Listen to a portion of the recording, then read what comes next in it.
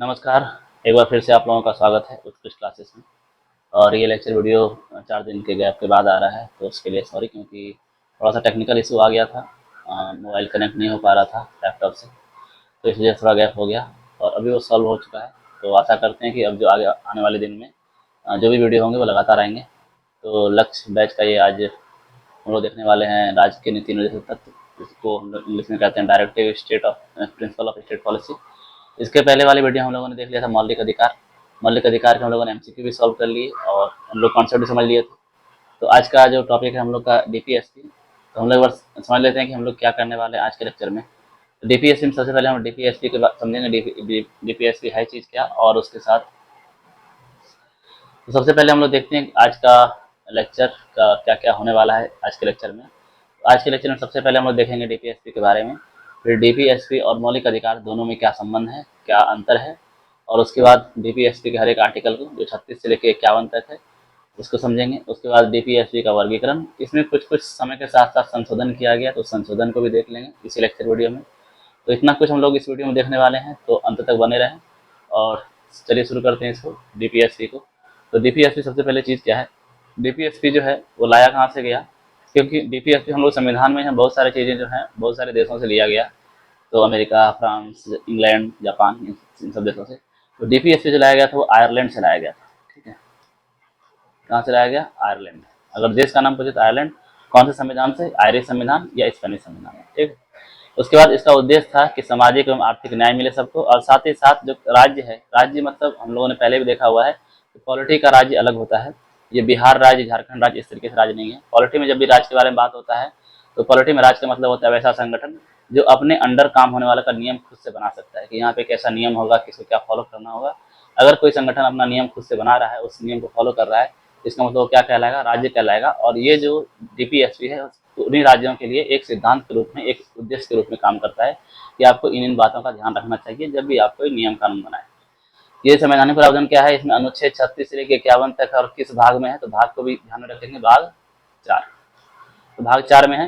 भाग 3 हम लोगों ने देख लिया था, मौलिक अधिकार 12 से 35 तक, और ये कब से स्टार्ट होता है, 36 से 51 तक। ठीक, अब देखते हैं कि मौलिक अधिकार और डीपीएसपी में अंतर क्या है। तो डीपीएसपी जो है वो सकारात्मक है। सकारात्मक बोलने का मतलब ये है कि जो भी बातें होंगे वो उसको करने के बारे में, कि आपको ऐसा ऐसा करना चाहिए, तो जो भी हाँ के बारे में बात हो करना चाहिए, वो क्या हो गया, सकारात्मक बातें। उसके ठीक विपरीत जब जाते हैं मौलिक अधिकार में, तो उसमें क्या है, राज्य के लिए, राज्य पर जो है प्रतिबंध लगाता है, यानी नकारात्मक बात करता है कि आप किसी भी नागरिक को उसके बोलने के अधिकार से वंचित नहीं कर सकते हैं। आप किसी भी नागरिक को उसको कानून के समक्ष समानता देना होगा आपको, और किसी भी अधिकार, किसी भी नागरिक को आप धर्म के आधार पे या जाति के आधार पे भेदभाव नहीं कर सकते, छुआछूत नहीं कर सकते।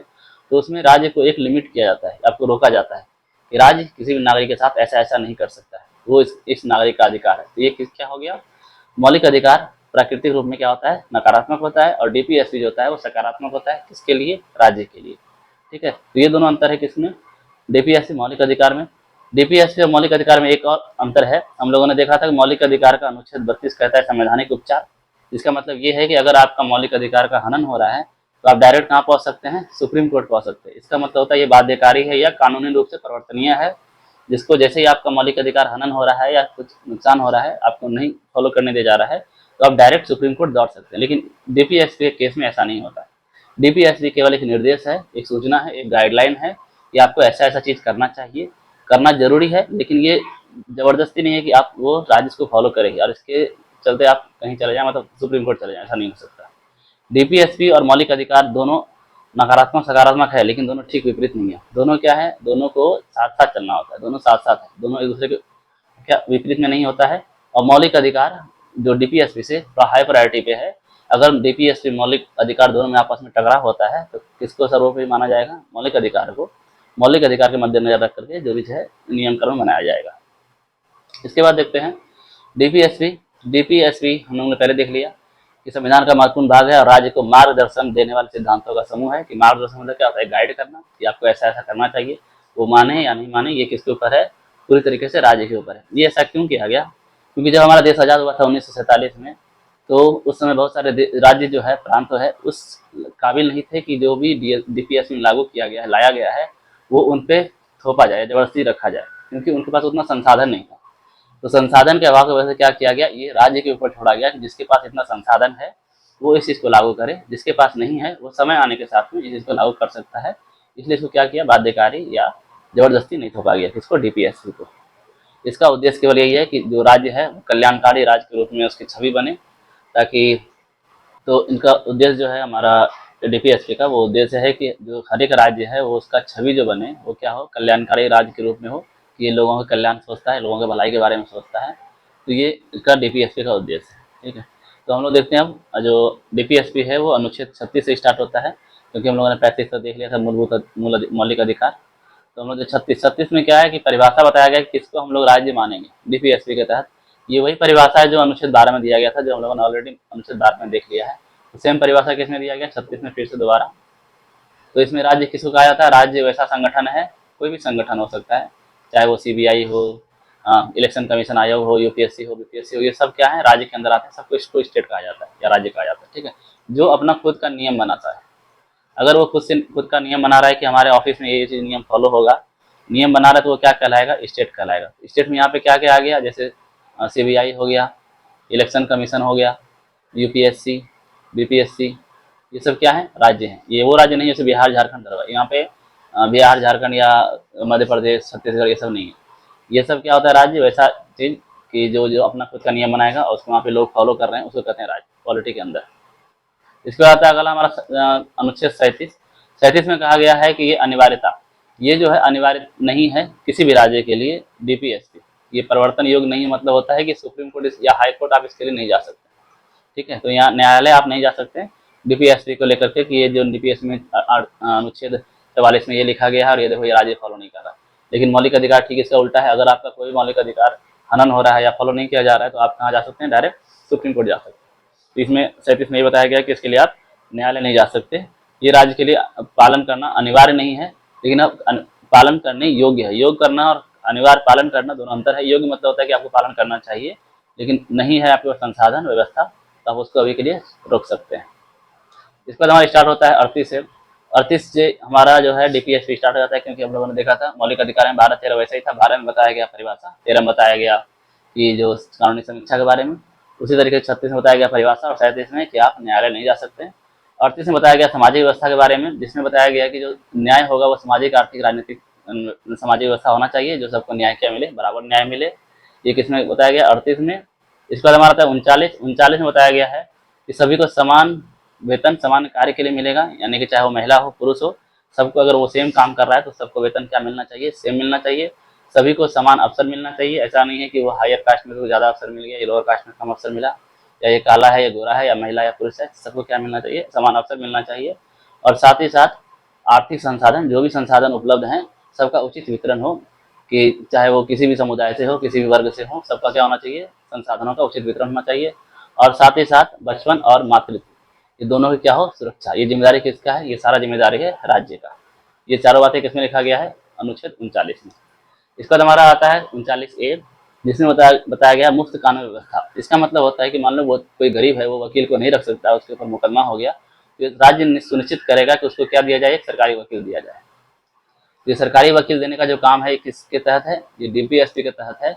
कि अगर आप वकील रखने के सक्षम नहीं है, कि आपको इतना पैसा नहीं है कि आप वकील को हायर कर सके, प्राइवेट वकील को, तो आपको राज्य सरकार जो है आपको वकील देगा, वो आपका केस लड़ेगा। तो ये कमजोर वर्गों को न्याय तक पहुंचाना सुनिश्चित करना, और साथ ही साथ समान न्याय और मुफ्त कानूनी सहायता, ये किसमें दिया गया, 39A में। इसके बाद है अनुच्छेद 40, जिसमें ग्राम पंचायत के बारे में बताया गया है कि राज्य का जिम्मेदारी है कि वो हर एक ग्राम पंचायत का गठन के लिए कदम उठाए, उसको सुदृढ़ करे, मजबूत करे, उसको वित्त यानी फाइनेंस उपलब्ध कराए, पैसे उपलब्ध कराए, ताकि वो अपना काम सही तरीके से कर सके। और स्थानीय स्वशासन को क्या करे, बढ़ावा। स्थानीय स्वशासन मतलब ये होता है कि लोकल गवर्नमेंट, यानी ग्राम पंचायत, नगर पंचायत, जो हम लोग देखते हैं, मुखिया, वार्ड, ये सब क्या है, ग्राम पंचायत के अंतर्गत आता है, और ये डीपीएसपी के अनुच्छेद 40 में दिया गया है। उसके बाद आता है हमारा अनुच्छेद 41। अनुच्छेद 41 में कहा गया है कि शिक्षा, काम और सार्वजनिक सहायता पाने का अधिकार, कि सबको काम का, सबको सहायता पाने का और शिक्षा का सबका अधिकार है। और ये चीज़ें सब राज्य को सुनिश्चित करना चाहिए कि हर एक जो नागरिक है उस राज्य का रहने वाले निवासी हैं, उसको सही शिक्षा, सही काम, सब कुछ मिल रहा है कि नहीं मिल रहा है। और साथ ही साथ बेरोजगारी, बुढ़ापा, विकलांगता आदि में सहायता मिले, जैसे कि कोई बेरोजगार है या बुढ़ापा है, बुढ़ापा में उनको वृद्धा पेंशन मिले, विकलांग है उनको अलग पेंशन मिले। ये सारा व्यवस्था किसका जिम्मेदारी है, राज्य का जिम्मेदारी। ये किसमें था? अनुच्छेद 41। अनुच्छेद 42 में है कि न्याय संगति कार्य स्थिति। न्याय संगति मतलब जो वाजिब है, जो सही है। मान लो कोई बीमार है और फैक्ट्री में काम कर रहा है, तो ये उस फैक्ट्री को, उस स्टेट को, फैक्ट्री क्या है, एक स्टेट है क्या, कि वो अपना नियम कानून बना रहा है, ये उस स्टेट का जिम्मेदारी है कि अगर कोई बीमार व्यक्ति है तो उसके साथ में न्याय संगत बात परिस्थिति हो, कार्य स्थिति हो, ताकि उसको उसके अनुसार ही काम दिया जाए कि अगर आप बीमार हैं, कोई मान लो टाइफाइड से है या कमजोर है, तो उसको उस हिसाब से क्या दिया जाए, काम दिया जाए। और साथ ही साथ मेन जो है इसमें मातृत्व सहायता, यानी कि जो अगर मान लो प्रेग्नेंट है लेडीज, तो उसको उस समय के लिए, कुछ समय के लिए छुट्टी दिया जाए, और उसको साथ ही साथ का तनख्वाह जो महीना बनता है, सैलरी बनता है, उसको सैलरी भी मिले, और उसका जो भी ऊपर से अलावेंस और मदद हेल्प हो सकता है वो उस कंपनी को या उस स्टेट को करना चाहिए। इसमें मेंशन किया गया अनुच्छेद 42। इसके बाद अनुच्छेद 43, जिसमें जीविका और मजदूरी के बारे में बताया गया है, जिसमें बताया गया है कि कम से कम इतना उसको मजदूरी मिले जिससे वो क्या कर सके, अपना जीवन सही से जी सके, और साथ ही साथ गरिमा में जीवन। तो कम से कम उसको इतना रहना, खाना, पोषण, इतना व्यवस्था हो, इतना पैसा मिले, मजदूरी मिले, तो कि वो अपना जीवन यापन सही से कर सके, सही खाना खा सके, सही से रह सके, सही से पढ़ाई लिखाई कर सके। ये किसमें है? अनुच्छेद 43 में। और ये सब सारा जिम्मेदारी किस पे थोपा जा रहा है? राज्य पे थोपा जा रहा है, कि ये राज्य का जिम्मेदारी बनता है, ये राज्य सरकार की जिम्मेदारी बनता है कि वो अगर आपके वहाँ पे अंडर में कोई लोग हैं, कोई नागरिक है, कोई निवासी है, तो ये आपका जिम्मेदारी है कि इसको इतना वेतन मिल रहा हो ताकि वो अपना ज़िंदगी सही तरीके से जी सके। इसमें किसमें है? ये 43 में। इसके बाद आता है अनुच्छेद 43A, 43B, ये दोनों को बाद में जोड़ा गया है।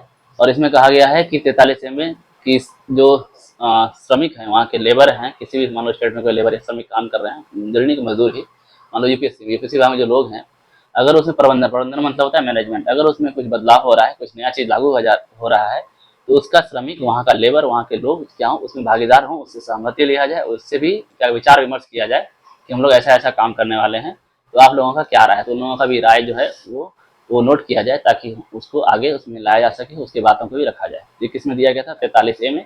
43B में है सहकारी समिति। सहकारी समिति वैसा समिति होता है, छोटे छोटे ग्रुप समुदाय, जो मान लो छोटे छोटे कुछ समस्याएं होंगे, उनको सुलझाने के लिए सहकारी समितियों का बढ़ावा देना, यानी उसका गठन करना, उसको जिम्मेदारी देना, उसको थोड़ा हेल्प करना, फाइनेंस के तौर पर भी, यानी कि पैसे दे करके भी, और सरकारी तौर पर आर्थिक रूप से भी, आर्थिक और सामाजिक, मतलब कि मान लो कि कानूनी तौर से उसको सहायता करना ताकि आप इस काम में आगे बढ़ें।